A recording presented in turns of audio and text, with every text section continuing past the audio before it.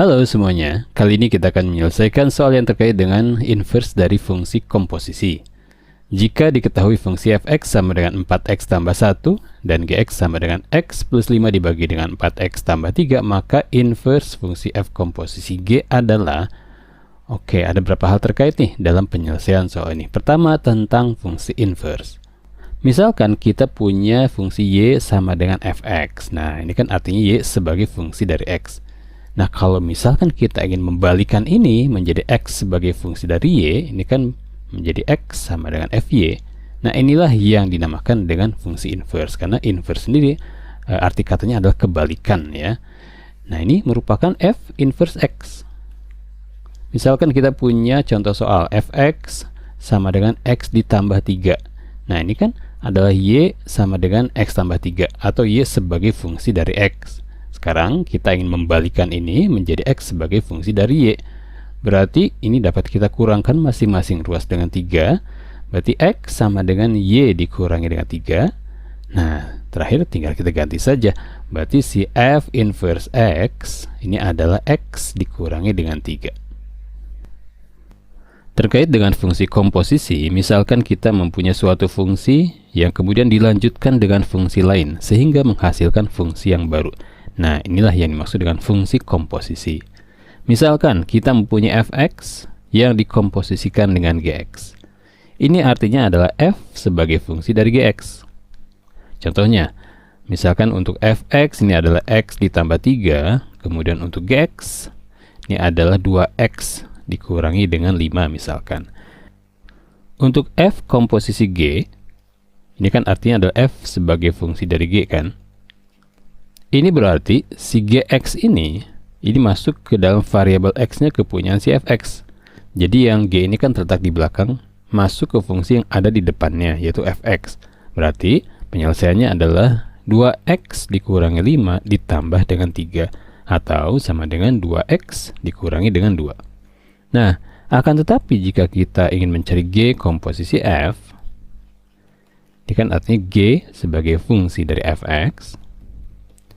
Ini artinya adalah si fungsi fx ini ya masuk ke variabel x-nya kepunyaan si gx.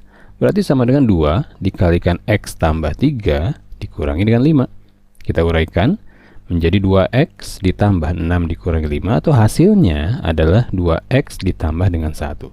Perhatikan bahwa f komposisi g itu tidak selalu harus sama dengan g komposisi f. Bahkan dalam kasus ini dia berbeda. Nah, mari sekarang kita kerjakan soal ini.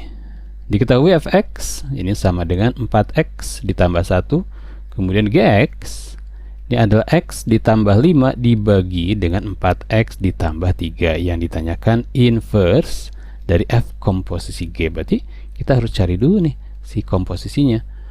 Baik, f komposisi g ini artinya adalah f sebagai fungsi dari gx. Artinya si gx ini masuk ke variabel x-nya kepunyaan f, atau sama dengan 4 dikalikan x tambah 5 ya dibagi dengan 4x tambah 3 ditambah dengan 1.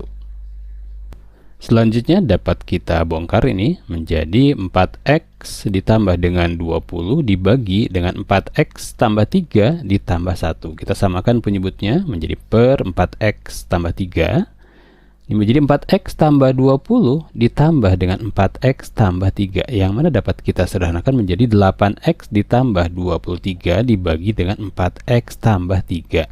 Nah, ini adalah f komposisi g.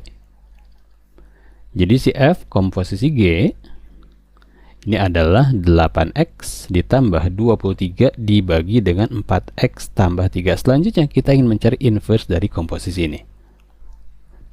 Untuk mencari inverse-nya kita misalkan saja ini sebagai y. Berarti y sama dengan 8x tambah 23 dibagi dengan 4x tambah 3. Oke, ide kita adalah kita ingin membuat ini menjadi x sebagai fungsi dari y. Pertama kita kalikan masing-masing ruas dengan 4x plus 3. Berarti y dikalikan 4x plus 3 sama dengan 8x tambah 23. Kemudian kita uraikan yang di ruas kiri ini menjadi 4xy ditambah 3y sama dengan 8x ditambah 23.